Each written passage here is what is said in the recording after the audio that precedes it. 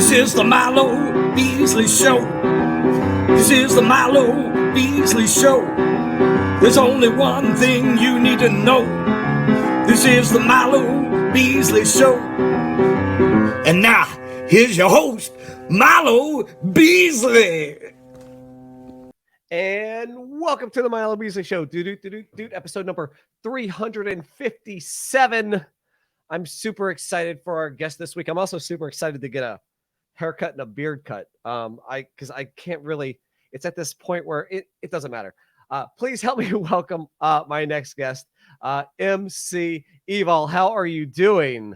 I'm great, Milo. That is such a catchy tune you've got introing to this podcast. I love it. Yeah, now it's going to be stuck in your head all night. So that's the point. I like that green light behind you. I've got a bunch of colored lights in here, so it's always kind of an interesting environment for me in my studio. That's a great little environment. I'm pretty plain. My background changes so often though, just depending on where I have my desk and stuff. But yeah, so I was super excited to talk to you. I got an email from my guy MC Lars and was like, "Hey, I have a great guest for you. Would you have her on?" And I saw your YouTube video and said, "Absolutely." So again, thanks for coming on. I'm super excited. So let's talk about this first single that you have. Talking about Bob Barker. Talking about Bob Barker, yeah. Of course, I'm at that age where if I was homesick from school. See, this is why I'm not a musician. I would at 11 o'clock Eastern time. Price is Right came on, and Bob Barker was on TV. Is this around like the same for you? Yeah, I had that same experience. He was definitely a staple in my young life. So what really inspired this song? Well, I've been working with MC Lars, and Right. he kind of gives me these assignments. And one of the assignments was just to really, kind of talk about someone that I really admired, and also kind of turn it into something that was a little bit about my work as well. And talking about Bob Barker is what ended up coming out of that. I just had a lot of fun with really kind of, just honoring him essentially with the song. Absolutely. That's great. And then you have an album coming out. Was it this week, right? Yeah, Friday. It's coming out Friday, this week. Yeah, Lit Hop Lessons, right? That's correct. Lit Hop Lessons. Lit Hop is a take on the classes from MC Lars. How did you first get introduced to MC Lars? How did you first meet him, talk to him? Tell me about that process. Sure. I have been a fan of MC Lars for a really long time. And I actually was going to a concert of his in Burnsville, Minnesota. And one of the things he did was he added a songwriting workshop at the beginning of that concert. So before the concert, come and do a songwriting workshop with MC Lars. I thought, well, I'm just a huge fan and I like writing poetry. So I'm going to check this songwriting workshop out.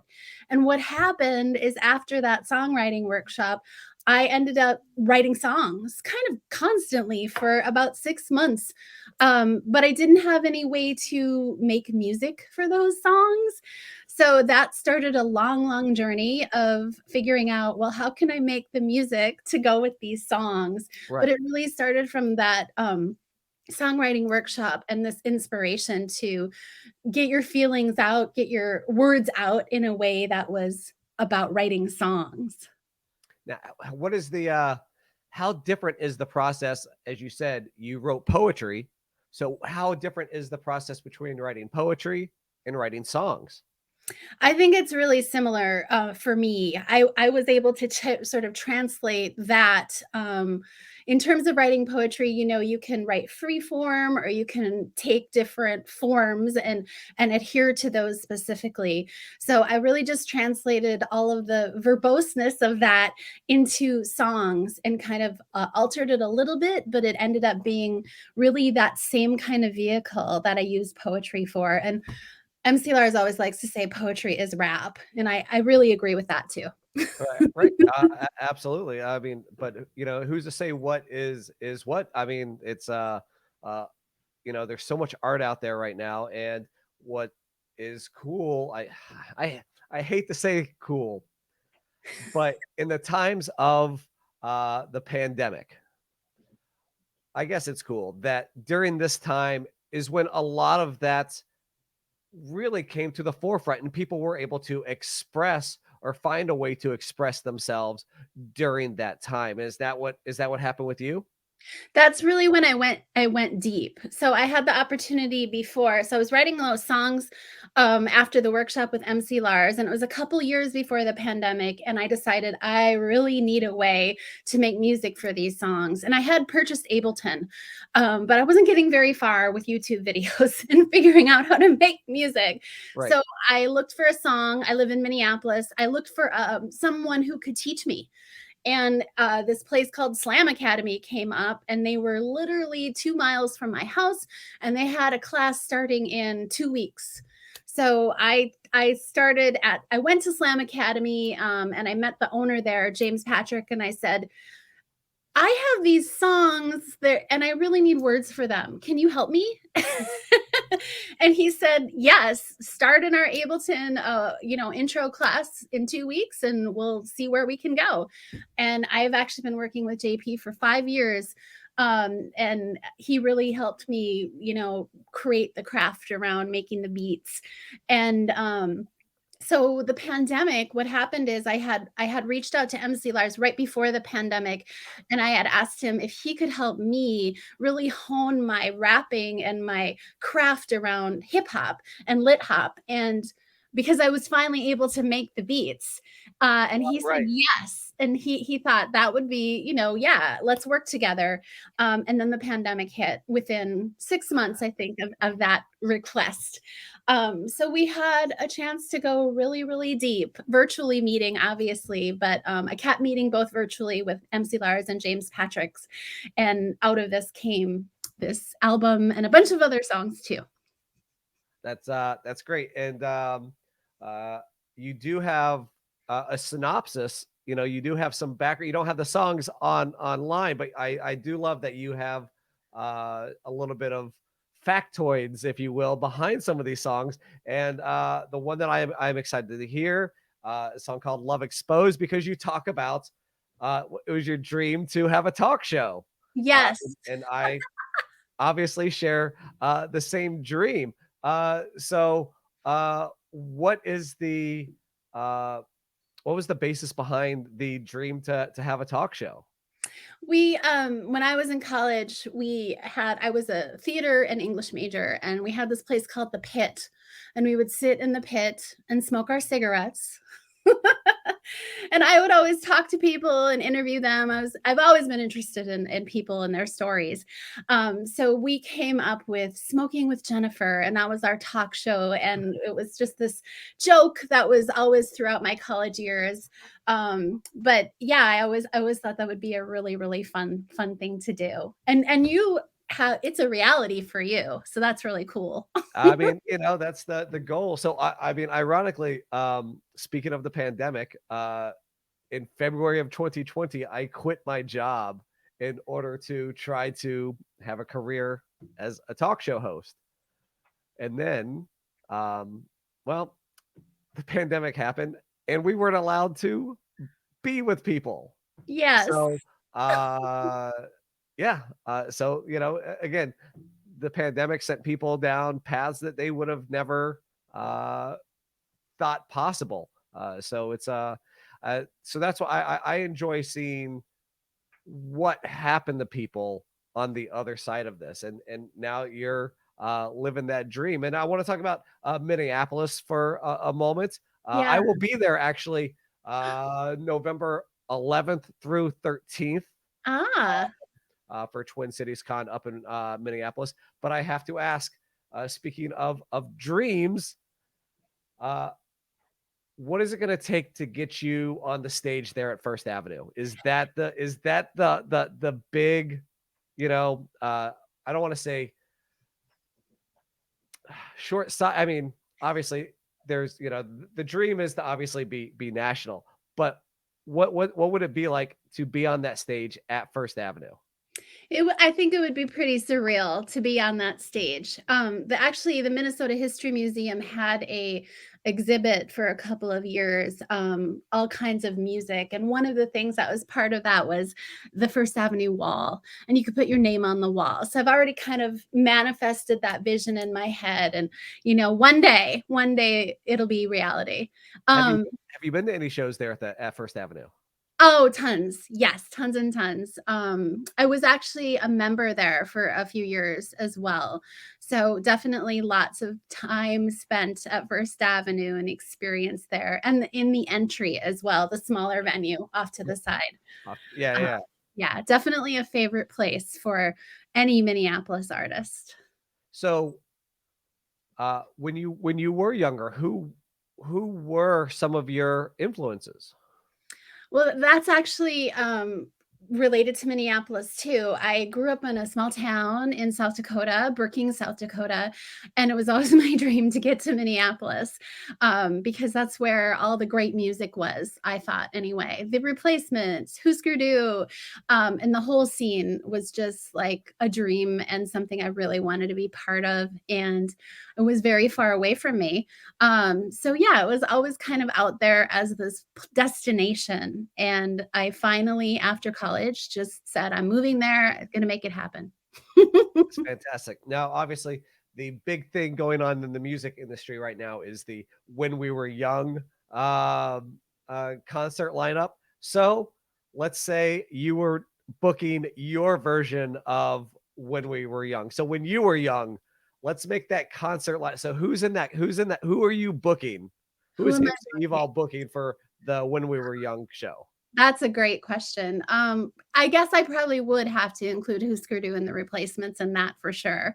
Also, the Violent Femmes would be someone that I would include, and maybe that would be a good lineup for my show. Yeah, That would be a really fun lineup. I think so. Yeah.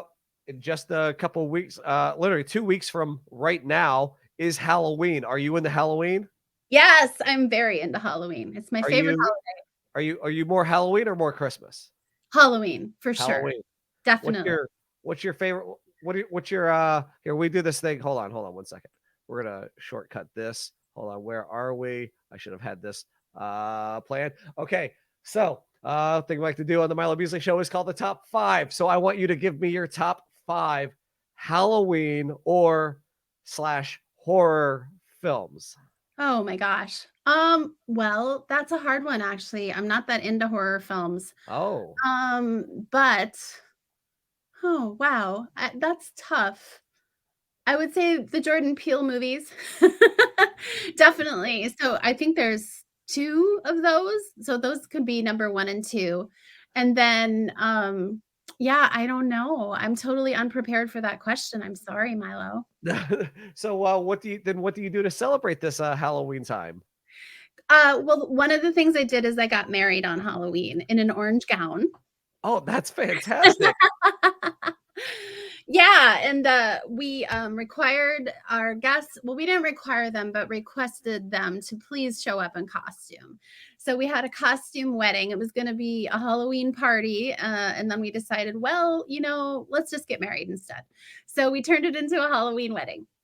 That is awesome. That is, oh gosh, that's a great way to celebrate.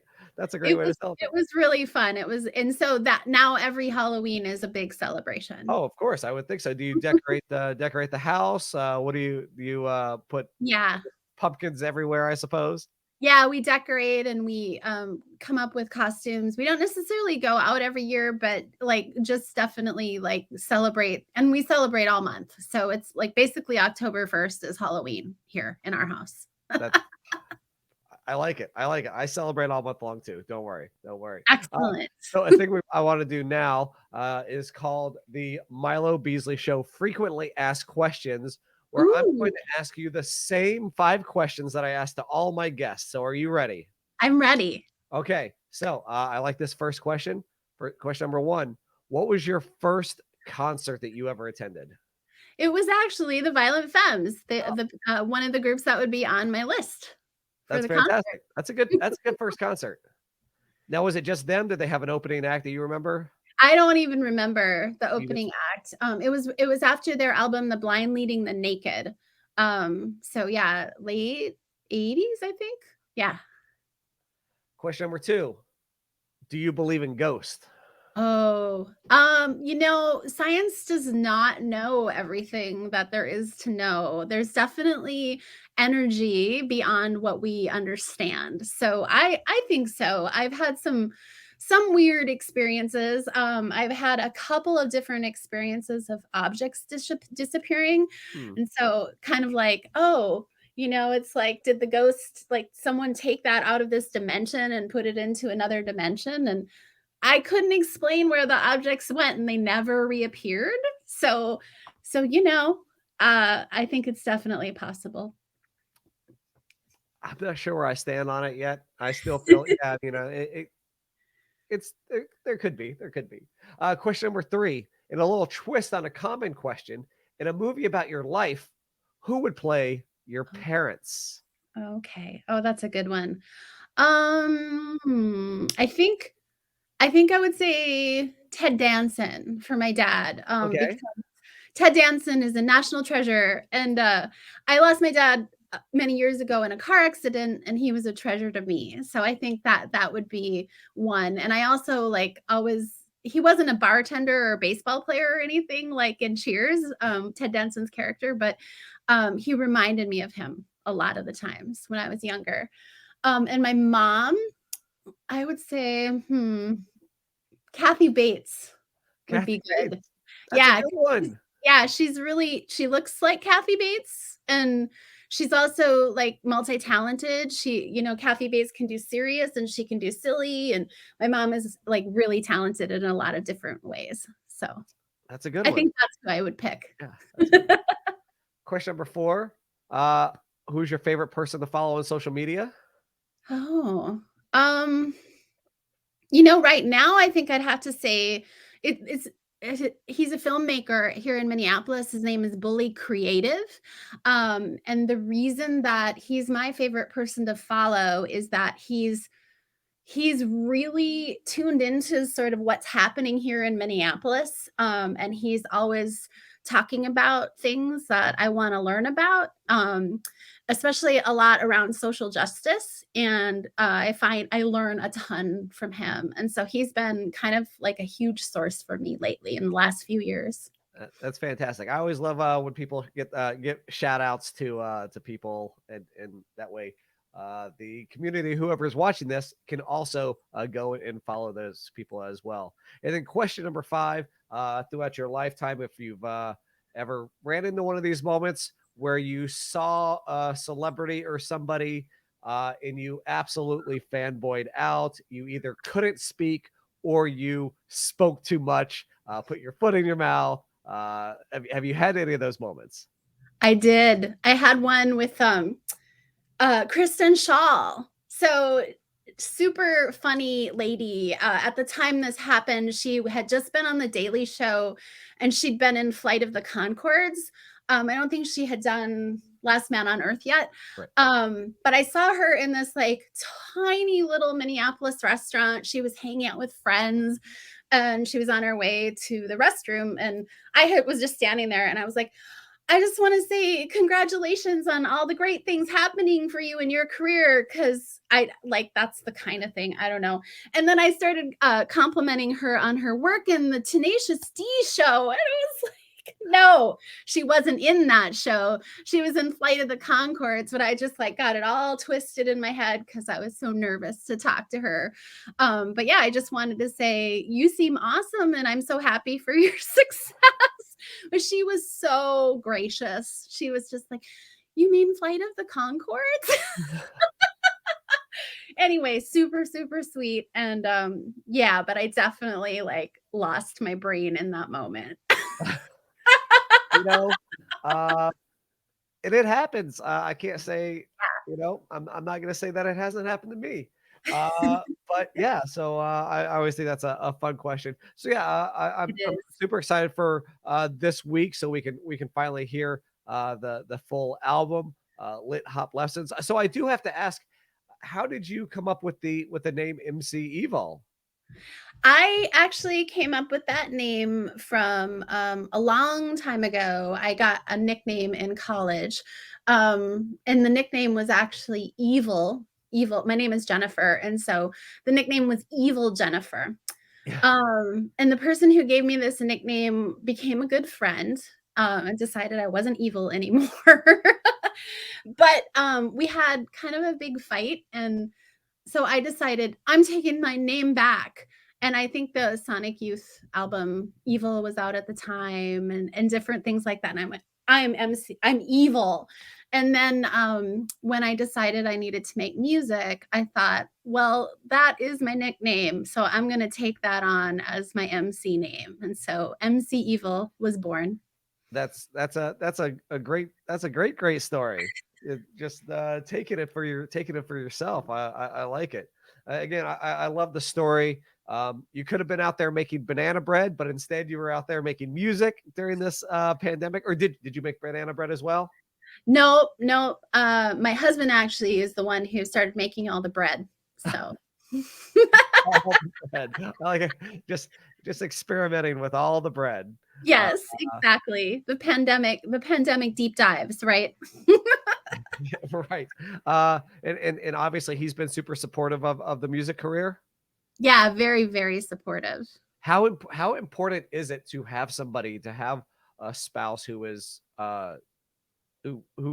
supportive of careers and of the arts, whereas I like yeah, you're out there getting a real job, but instead you're making like the arts are a real job, and it's important to have some people with your support system. I think that something that is creative can always be super challenging. And so your support network is really, really critical. And something that has been really wonderful in our relationship around this creativity is that he's always committed to me to being honest. So I learned early on when I was sharing my early work that it wasn't very good. But now I know when he likes something or compliments it or feels like it's really good, I know he means it. It's for real. It's not just, saying it's good because he thinks that's what I want to hear. So after I got through those early days with when everything was kind of rough, and I had him listen a little too much. I learned how to share, when to share, and now I feel really great about the fact that I went through that because I can fully 1000% trust all the feedback. Absolutely. Now, with the album coming out this week, have you already started on your work for the next album? I have, yeah, I've got a bunch of songs that are kind of in the hopper, and I'm just waiting to put this out and give it a little space, and then what I really want to do is just start regularly putting songs out. Putting a whole album together is so time consuming. You feel like you're not able to like share, and I really want to be in that space where I'm like kind of sharing regularly. Absolutely, absolutely. How hard is it to so how many songs are on this album? A traditional is what, like 10, right? 9. I've got 9 songs on this one. How hard Yep. is it to come up with those to because it has to be like choosing your favorite child. Like, how hard is it to come up with those 9 songs in the total I of 9? I started from probably like around 90 or 100. So I kind of whittled it down from all of those like tracks, right? Just like sketches Right. essentially. And so I felt like it was actually pretty easy, and I got my mentors, MC Lars and James Patrick, to kind of give me feedback too on what they thought were the best of everything. And through that process, it did take probably took a couple of months to really pick what would be final in the end. But that kind of whittling and honing process. And I'm glad though that I had that, because I feel really great about what is on that album now. Are you hoping to do some touring on the album? I don't think I'll be doing touring on the album this time. I do still have a day job, so I need to adhere to that. But I'm definitely looking forward to seeing what comes next.